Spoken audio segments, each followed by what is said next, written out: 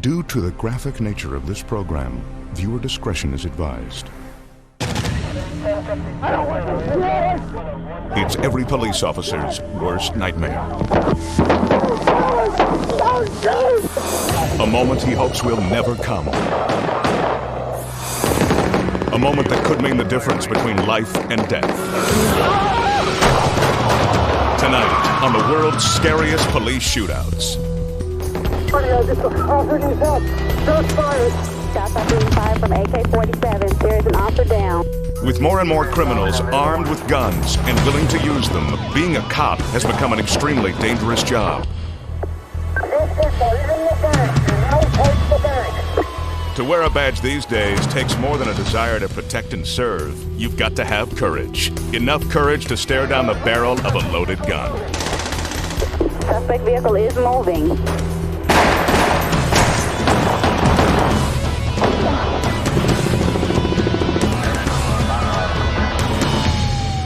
You are about to see the brave men and women of law enforcement as they encounter the scariest situation a police officer can face, a shootout. Cops coming from everywhere, and they were blowing shots all the way through.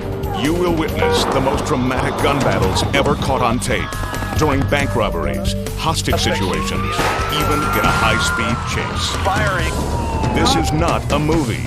Everything you are about to see is real.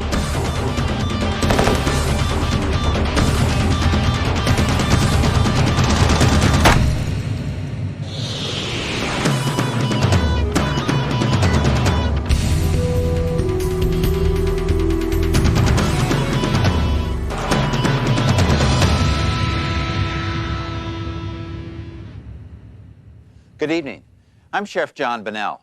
Tonight you'll see police officers in their most dangerous moments on the job, during a shootout. I should know, I've been in several shootouts myself. There's no telling when a police officer will have to draw his weapon to uphold the law. Sometimes a shootout can erupt when you least expect it. Monroe, Georgia, 2:49 a.m. For Walton County Sheriff's Deputy Henry Bo Huff, this routine traffic stop will turn out to be anything but routine. That's right. The reason I stopped, you're doing 88 miles an hour. 55.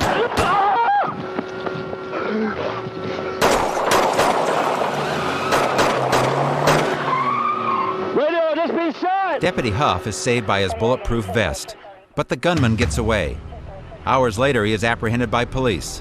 It turns out he's a 15-year-old boy joyriding in his grandmother's car. Hello, sir. Watch closely.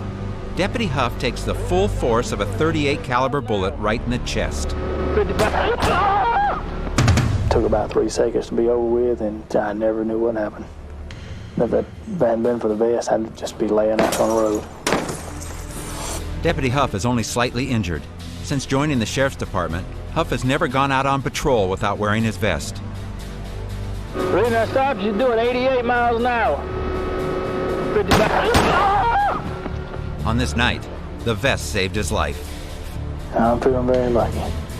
As you can see, got 2 bullet holes in a shirt. If it hadn't been for a vest, they would be in me.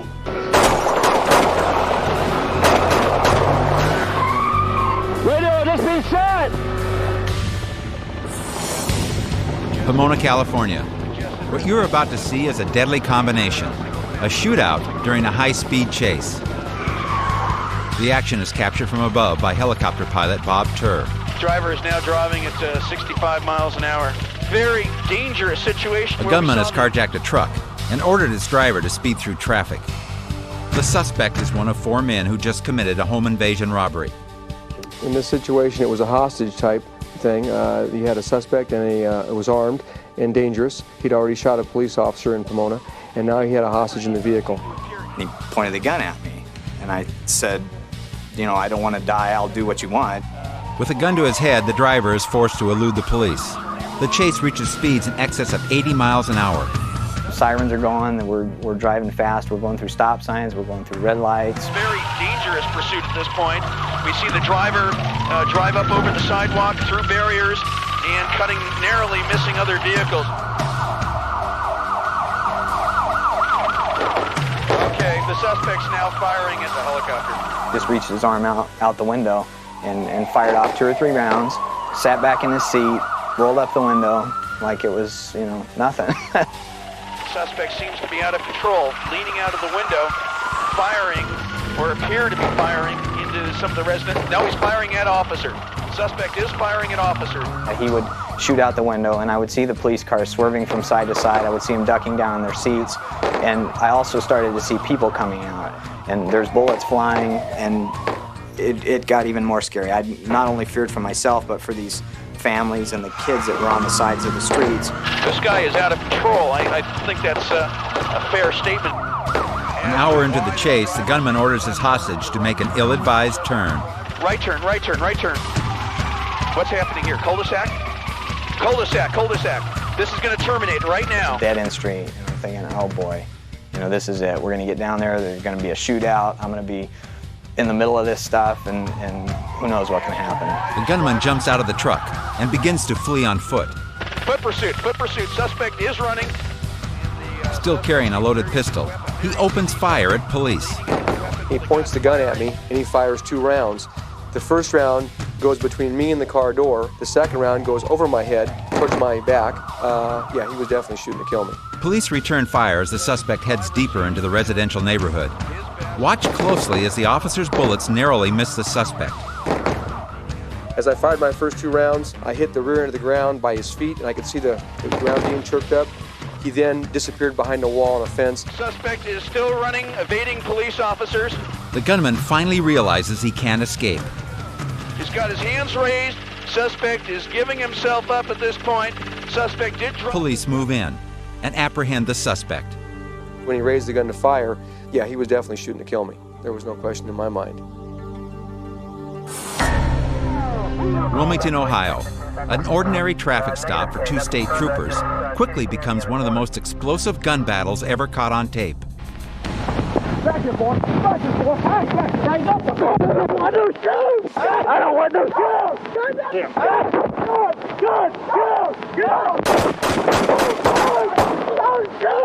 The action is captured on a video camera positioned inside the trooper squad car.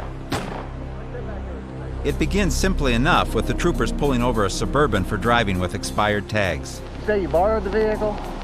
As the trooper questions the driver, the passenger remains in the vehicle. Unbeknownst to the trooper, the Suburban is packed with a large arsenal of illegal weapons. Okay, wait a minute. Any guns, knives, clubs, stuff like that on here, sir? I don't want you going and searching through all my stuff. I'm not searching through your stuff, sir. I'm going to put you in my car. Clearly, the suspect has something to hide. No, but I don't want to be violated like this. All right, sir, then I'll arrest you for not having a driver's license, and then I'll search you, and then I'll put you in jail. Now, how do you want to play it? At this point, the driver runs back to his vehicle. The passenger, later identified as his brother, jumps out of the car and pulls out a semi-automatic handgun.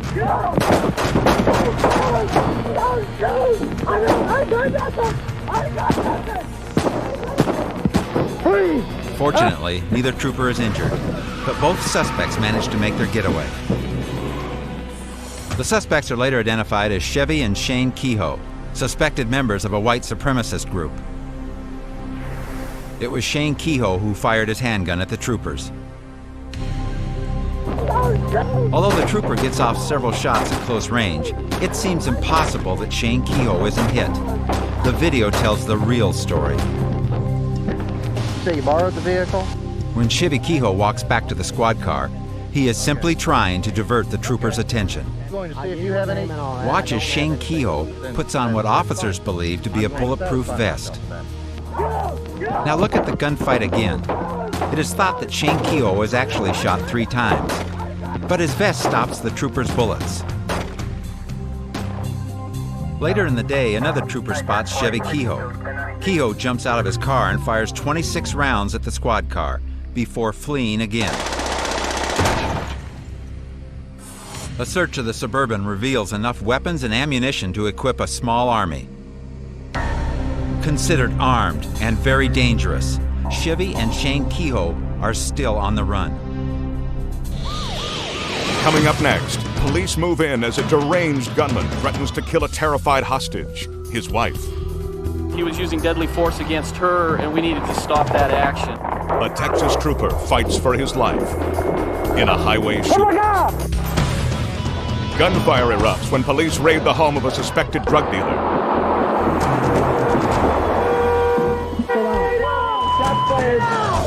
And later, All units at the Bank of America, stay down. Shots are being fired. Automatic the fire. biggest gun battle ever caught on tape. The sound of the gunfire was death to me.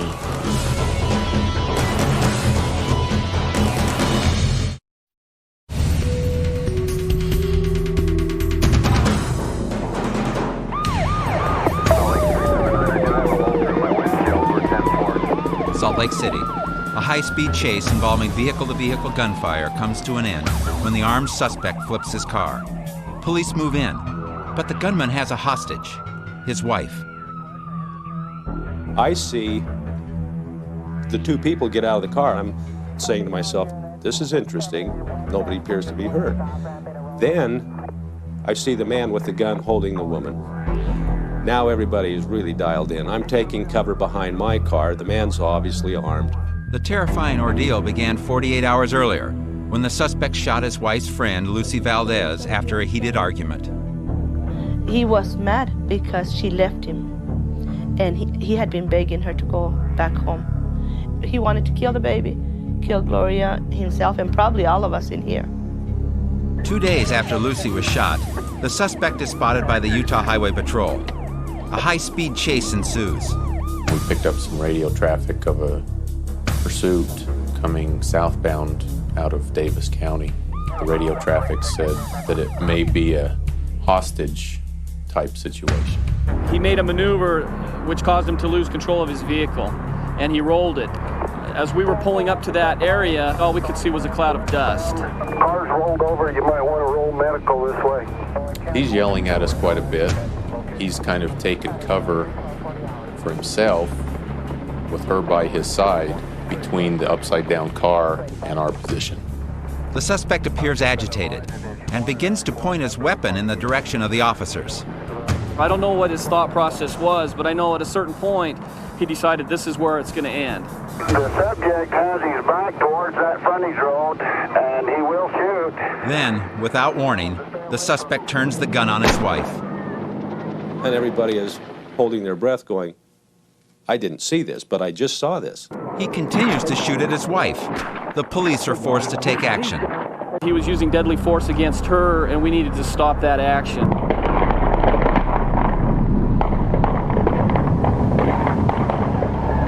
We're taught to use deadly force in the defense of others, in the defense of ourselves, and that's why we acted in the manner that we did.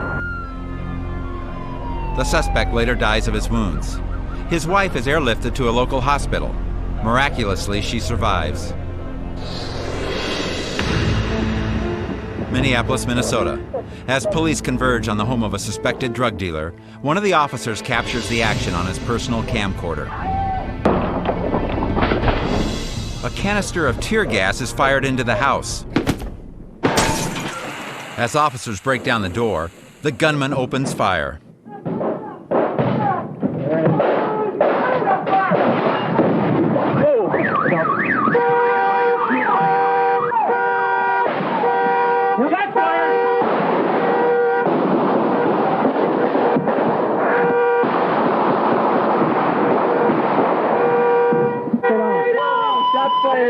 Officer needs help. 410 Morgan Avenue North. Everybody here? Everybody accounted for? Amazingly, no one is hurt, and the suspect and his wife are taken into custody. January 23rd, 1991, one of the most infamous dates in the history of Texas law enforcement. Constable Darrell Lunsford pulls over 3 suspicious men and asks to search the trunk of their car. While Lunsford questions the suspects, one of them grabs his legs and throws him off balance. Another suspect then wrestles Lunsford to the ground, where he is kicked and beaten. One of the men gets hold of Lunsford's gun and fatally shoots the 47-year-old officer. It is a tragic death, but one that is not in vain. A short time later, another Texas trooper watches the tape of the Lunsford murder. He studies every frame and learns from it. When we saw Darrell Lunsford's video, it did save my life. It helped me out quite a bit. He was a good police officer, real good police officer. It's unfortunate that things happened and turned out the way they did, but it put me in a different mode to be alert. 8 months pass. With the murder of Constable Lunsford still fresh in his mind, Trooper Lopez pulls over a car carrying 3 men. As I walked up to the car, I noticed that the backseat passenger gave me a particular stare, almost like if he was scared of something or just apprehensive about something. Trooper Lopez speaks with the suspects in Spanish.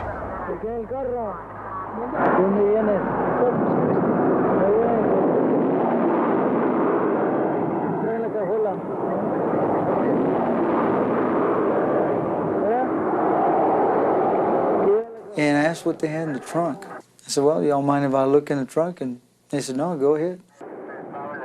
The front seat passenger was adamant about wanting to get out of the car for some reason.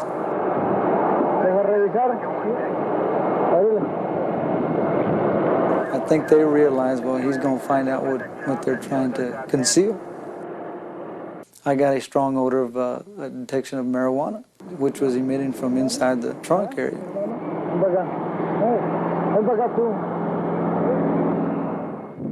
The other 2 men get out of the car. Now watch how closely Trooper Lopez comes to getting killed. The suspect reaches for his gun. Lopez sees this, shoves the suspect, and takes evasive action. All I could think of was drawing my gun. But at the same time, I'm thinking, let me gain a little distance between him and myself. Lopez's quick thinking enables him to avoid certain death. Amazingly, while running away from the gunman, Lopez is able to draw his weapon and fire.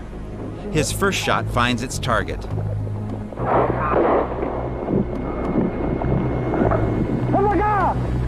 The gunman is merely wounded, and the gunfight rages on. The other 2 suspects escape into the night. Lopez continues to shoot it out with the suspect, then takes cover in the darkness before making his way back to his squad car. Another trooper responds to his call for backup.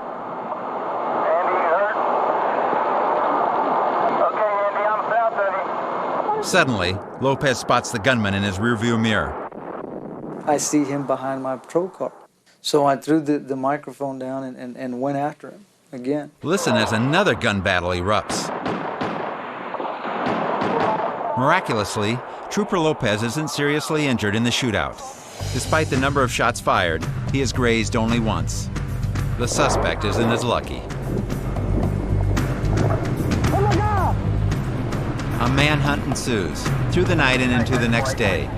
Police eventually capture the other 2 suspects.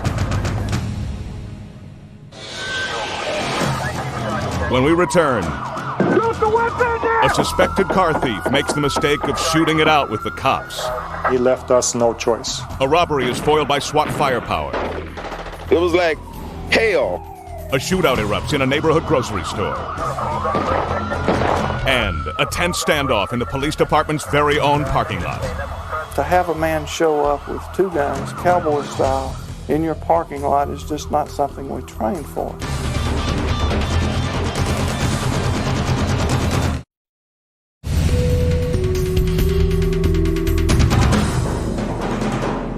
When police officers are forced to fight back against armed and dangerous criminals, they're hailed as heroes. But these brave men and women don't consider themselves to be anything special. For them, it's all part of the job. Phoenix, Arizona. A high-speed pursuit is about to turn violent as a suspected car thief tries to outrun the police. It was apparent right away that he wasn't going to stop for us.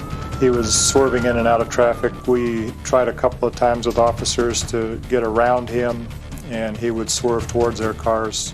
Officers of the Arizona Department of Public Safety placed tire-piercing spikes in the road ahead. The suspect's car is disabled and forced off the highway. He had been going about 70. When he got close to the spikes, he accelerated to about 90 miles an hour and ran over the spikes. The suspect can be seen ducking behind his vehicle as officers approach. Suddenly, he steps back into view wielding a pistol. Drop the weapon now! The officers reload their weapons and cautiously approach the injured suspect. shots fired. The suspect was down. I was involved in the shooting. I want to advise supervisor. Watch again as the suspect takes aim at the police. At that time, everybody could see that he had a gun in his hand, and unfortunately pointed the gun at the officers. And he was given a command several times to drop the gun and just wouldn't do it. It was the suspect's choice to do what he did, and he left us no choice. He was given the opportunity to surrender, and he didn't do that. The suspect is rushed to a nearby hospital. He lives to stand trial for his crimes.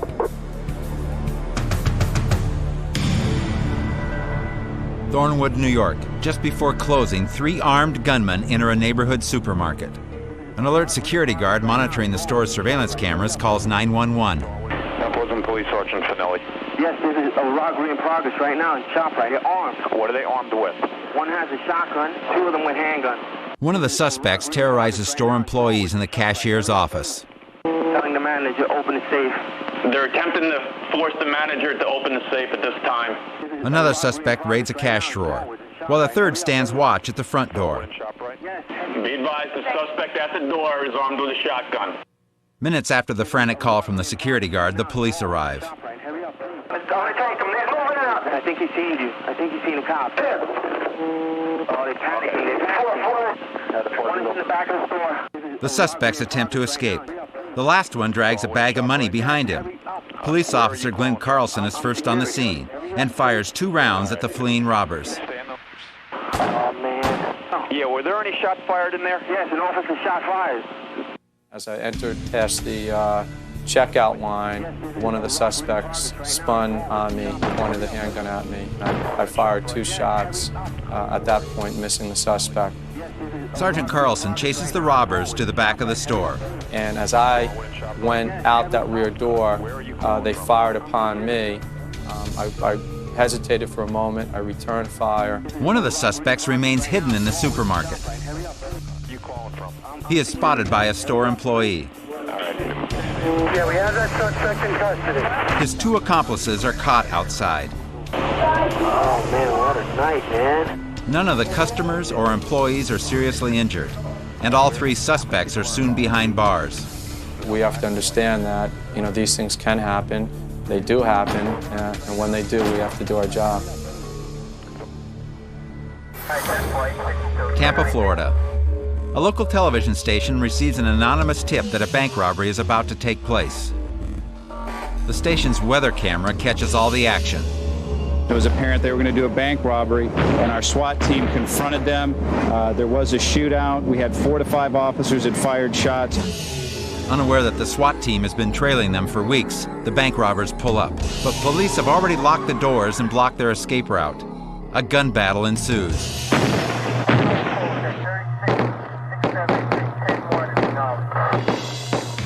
It was like the OK Corral. They started at the front of the bank, and they were blowing shots all the way through. The one dude got over here. They were still shooting, took him down right there.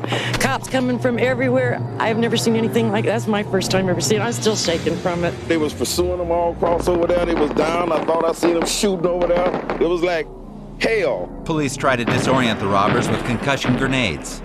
But the suspects keep moving. The police have no choice but to open fire. The shootout continues as the suspects run around the side of the bank. It was perfect. When these people jumped out of the car and ran to the door and hit that locked door, I personally would have loved to have seen the look on their face. 2 of the 3 suspects drop their guns and surrender. The third is taken down by the SWAT team. Shelby, North Carolina. A dangerous standoff is developed in the parking lot of the city's police department. It is one man with 2 guns against dozens of officers. To have a man show up with 2 guns, cowboy style, in your parking lot is just not something we trained for. The bizarre incident began down the street at the Social Security office.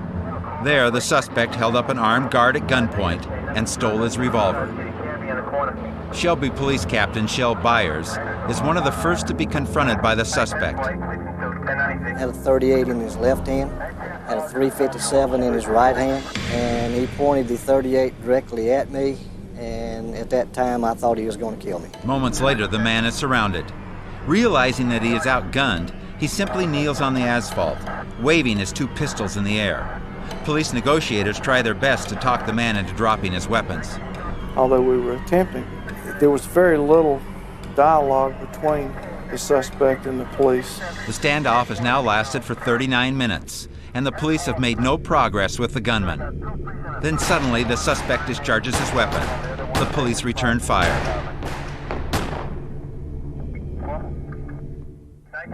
For the officers of the Shelby Police Department, the ending is not a happy one. It's the last situation that a law enforcement officer would want to be in, and out of my career, I've never wanted to take anybody's life, and I just hope and pray to God that I never have to, because it's something that you don't want to do. Still to come. I just shoot 3 of them, 4 of them then. A frightening hostage situation comes to a violent end.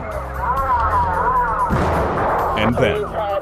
The suspect is moving northbound in the parking lot. Suspect is behind the white vehicle in the parking lot. 350 cops shoot it out with 2 heavily armed bank robbers. Go for the legs. They don't have body armor on their legs.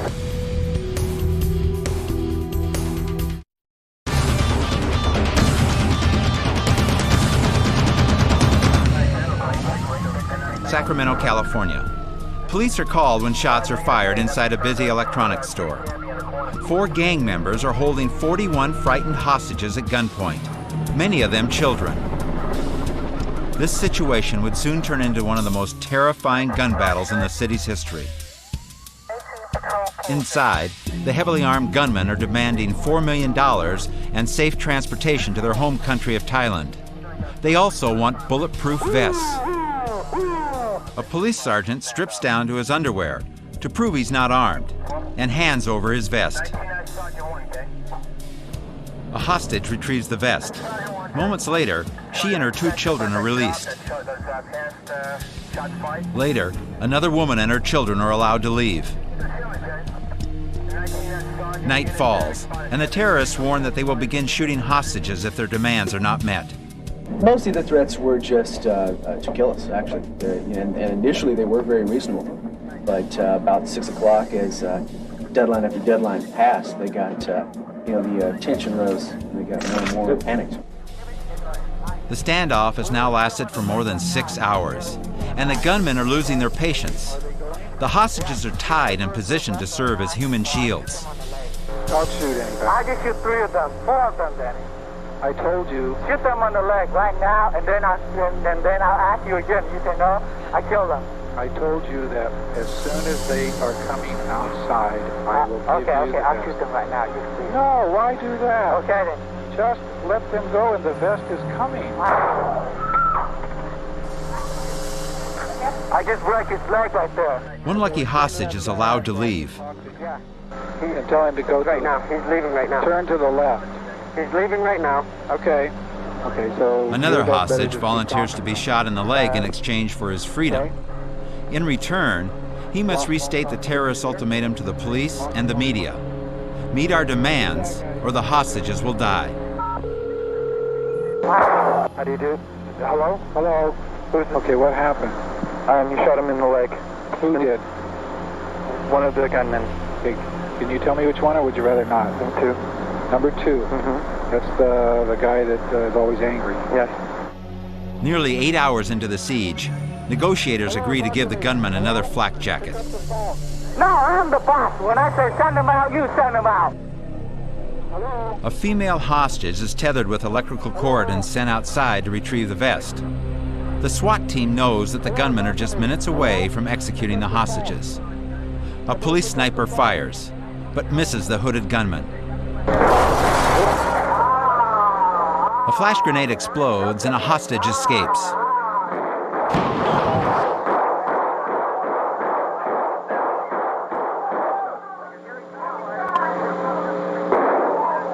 In the chaos, the SWAT team rushes through the rear of the store. A gunfight erupts with the 4 gang members.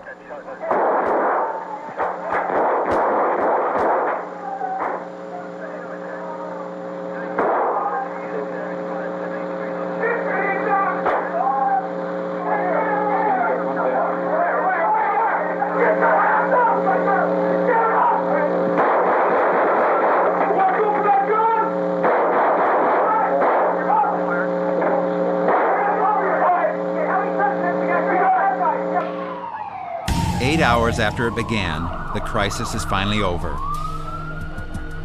3 of the 4 gang members are dead. In a SWAT situation, sometimes you don't have any alternative. The person will put you in a position where you have to use deadly force. I haven't spoken with anyone in my business that really wants to use deadly force, but it's an alternative and the last alternative that you have to save your life or someone else's life. My first reaction was that I was dead. He was going to shoot me and I would die. At a Wells Fargo bank in Buena Park, California, Paul Wing, an off-duty police officer, finds himself face-to-face with an armed bank robber with a violent past. The action is captured on a surveillance camera. The suspect came in the bank behind me. He walked right next to me as he went to the access way to where the tellers were. He was announcing that it was a robbery, and he actually threatened to kill the tellers if they didn't comply with his orders. My design at that point was to be a witness, to try to be the best witness I could and not take any action. I didn't want to unnecessarily endanger anyone inside the bank.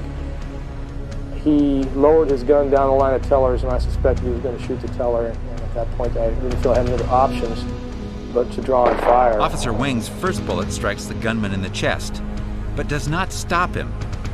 Officer Wing is now in a fight for his life. The round struck him in the chest cavity and knocked him back maybe a half a step. Both of his arms went up and he fired a round in the air. He started to bring the gun down towards me, and I tried to shoot him again, but my gun had jammed. He started firing at me at that point. I was extremely scared. My first fear was that he would kill me. As bullets whiz within inches of Officer Wing's body, he struggles to his feet and somehow gets his hands on the bank robber's gun. I grabbed a hold of the gun barrel, and he began striking me in the head with his free hand. As Officer Wing fights for the gun, the bank robber pulls the trigger. Fortunately, Officer Wing is not hit. After gaining control of the weapon, Officer Wing chases his assailant out of the bank and finally apprehends him in the parking lot. I've thought about it myself. I thought at that particular time it was the right thing to do. He made the move that forced me into taking action. I really felt he was going to kill somebody. Knoxville, Tennessee. After a local bank is robbed, police trail the suspects to this home. The situation quickly turns into a tense standoff as the armed suspects barricade themselves inside. After police move into position, a female suspect gives up. Moments later, another suspect surrenders, but a lone gunman remains inside the house. He exchanges gunfire with the police. One officer is shot in the arm and stomach and is rushed to a local hospital. As more shots ring out, police begin to carefully evacuate the neighborhood. Still, the gunman refuses to come out. Okay, come on out, Donnie. Come on out. Keep your hands up where you can see them. I talked to him at the beginning, and then I turned it over to one of our hostage negotiators, and then I started up again towards the end there just to see if we could get him out. Police fire a series of tear gas bombs into the house. Not respond at all to any of our calls for him to come out of the house. After a point then, right around 12:15, our SWAT team started shooting canisters of tear gas in the house, and he replied by firing his shotgun out the window several times at our officers. The standoff is into its 4th hour when the gunman comes out of the house, now threatening to kill himself. A sharpshooter takes aim and fires, striking the suspect's gun. The man checks his weapon, sees that it is damaged, and tosses it away. Now look again. The bullet hits his gun. His arm recoils.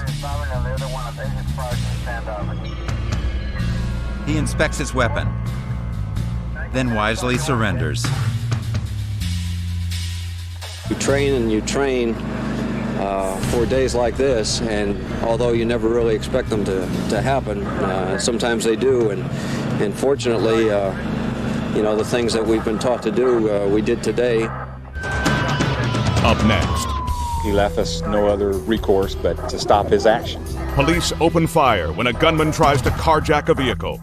Drop it, drop it, drop it. An armed standoff ends in a hail of gunfire. Plus, All units watch for crossfire. The world's scariest police shootout.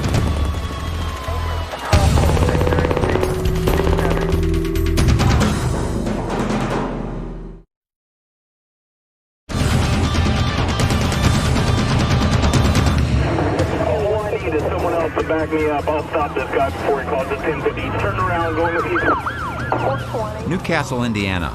State Trooper Mark McDougal is about to join the high-speed pursuit of a wanted felon.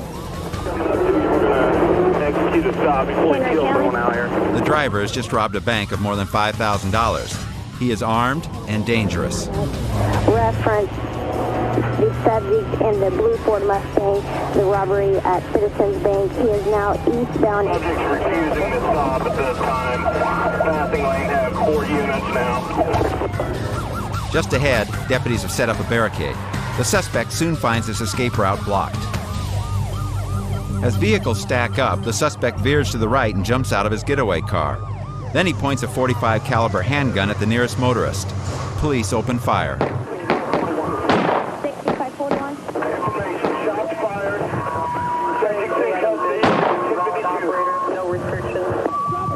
I fired 3 times. I didn't have time to aim, but I knew I'd hit him because he kind of stumbled and fell over the car and around to the other side of the car. Brenda Johnson and her 2 children found themselves face to face with the crazed gunman. I instinctively locked all my car doors, and when I heard his first shot, I covered my head and kind of put my head down a little bit, and the next time I looked up, he was on the opposite side of my car, and then I lost sight of him and I pulled off. Shook up a little bit, but we're all okay. The woman's life was in danger, and her children were in danger. He left us no other recourse but to stop his actions. Subject is in custody. Shots were fired. If it weren't for the rapid response of the Indiana State Troopers, the outcome might have been tragic for Brenda and her 2 children. You know, I wish it didn't happen, but she's alive today, and it makes me feel real good. Charlotte, North Carolina. Inside this home, a man is barricaded with a gun. He has already threatened to kill his father. Pleas from both his parents and the police go unheeded. The desperate man has fired his weapon 3 times. Police negotiators try to talk some sense into him, but he refuses to listen.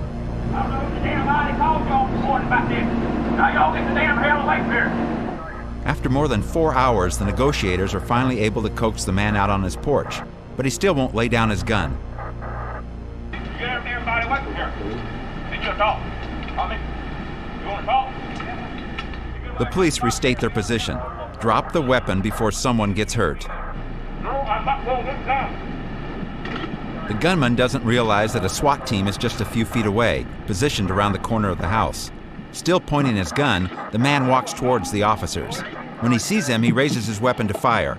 The police have no choice but to defend themselves. In a matter of seconds, the standoff is over. When somebody makes an election to point a gun at a police officer, we don't require the officer to wait for the person to fire the gun. That person has told the officer they represent a deadly threat. They held their fire until the very last moment when he was clearly getting ready to, and in fact did, point the weapon at the officers. At that point, it's a matter of their life or his.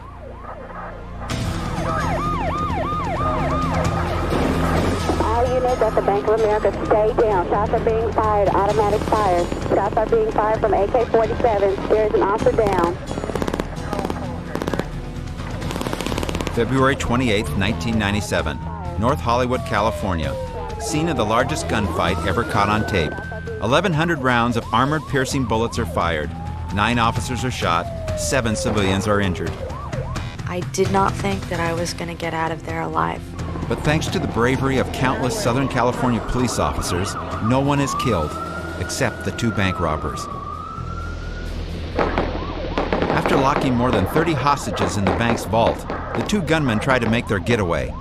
They start yelling and screaming, everybody down, you know, and they start shooting all over the place. But they're surprised by police. The gunmen open fire, spraying bullets at anything in their way. Jorge Vieira, a Spanish-speaking reporter for Telemundo Television, is one of the first to arrive on the scene. There was bullets everywhere. Jorge spots one of the gunmen, but mistakes him for a cop. We didn't know where the bullets were coming from or what was happening or anything. Not realizing that they are in extreme danger, they barricade themselves close to the bank robber. Jorge continues to report on the robbery, fully aware that this newscast may be his last. When I heard the bullet that hit behind the pool, at that moment I was pretty scared. I started thinking, well, I'm gonna get killed. Several police officers are wounded. Helicopters catch the terrifying scene from above. They too become moving targets. Amidst the chaos and horror, Dr. Jorge Montez treats 2 injured officers when they duck through the front door of his dental office. I see the 2 officers on the floor, and they start screaming away, "Who's a doctor? Who's a doctor?" And I say, "I'm the doctor." They say, "Help me, I've been shot, I've been shot." Tracy Fisher is on her way back from the ATM when she is caught in the crossfire. The sound of the gunfire was death to me, While huddled behind a squad car, she is shot in the foot. and it knocked my feet out from under me. I mean, I hit the pavement. The suspect is moving northbound in the parking lot. Suspect is behind the white vehicle in the parking lot. The gunmen continue their assault. While one suspect drives, the other walks calmly beside the vehicle, blasting everything in sight. He goes about 10 yards, turn around, caps off, and a clip around at us. The return barrage of police gunfire is deflected by the bank robber's body armor. I don't know how many times, but heavy body armor, he's not knocking down at all. Watch closely as the gunman lurches forward, a police round literally bouncing off of him. Go for the legs. They don't have body armor on their legs. The quick-thinking police borrow high-powered weapons from a neighborhood gun shop and take the offensive when the gunmen split up. Shooting only a pistol, the gunman on foot is finally outgunned. In a burst of gunfire, his weapon is shot from his grasp. Then, the gunman goes down. Squad is moving in. There's one suspect eastbound from the north side of the parking lot. The second bank robber heads into the residential neighborhood. Families take cover inside their homes as he attempts to hijack passing motorists. Calmly, methodically, the suspect transfers his weapons into the pickup. When the truck won't start, the police make their move. The gunman opens fire at the police. Shots have been fired. More shots are being fired. The officers return fire. 45's all officers out here in my end to stay down. There's all kinds of ricochets flying. Stay down, everybody. Watch crossfire. All units watch for crossfire. Then, a direct hit by police. The suspect has fired his final shot. Calm is once again restored. One suspect on Archwood is in custody. The residents of North Hollywood will never forget this day. They will certainly never forget the brave officers who gallantly risked their lives. Hearing the officers' voices, knowing that they knew we were there meant a lot to me. It made me feel that I wasn't alone. And what was so courageous to me is even though they were obviously in pain and bleeding and in danger, they were still concerned for the partners down below and still concerned for us, the civilians. Because of the great job that the policemen did, I believe that that's why nobody got killed. Only the suspects. World's Scariest Police Shootouts will return in a moment.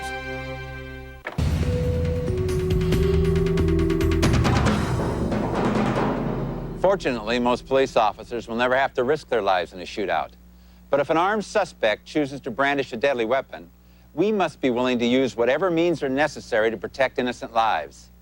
For the world's scariest police shootouts, I'm Sheriff John Bunnell. Good night.